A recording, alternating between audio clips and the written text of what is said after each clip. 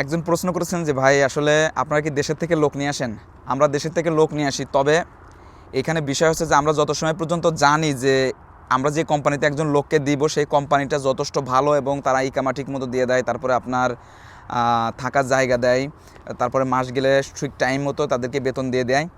এই ধরনের এই তিনটা শর্ত যখন আমরা জানি যে কোনো কোম্পানির ভিতরে আছে, তখন আমরা সেই কোম্পানির জন্য আমরা দেশের থেকে লোক নিয়ে আসি। তাই ছাড়া যত সময় পর্যন্ত আমরা এতটুকু মানে শিওর না হই যে এই কোম্পানিতে আসলে একজন লোক শান্তিতে থাকবে বা সুন্দরভাবে থাকতে পারবে, তত সময় পর্যন্ত আমরা লোক নিয়ে আসি না।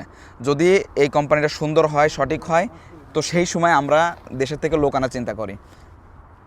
আর আরেকটা বিষয় হচ্ছে যে অনেকেই বলেন যে আপনার কাফেলা, হ্যাঁ, কাফেলার বিষয়টা ঠিক সেম।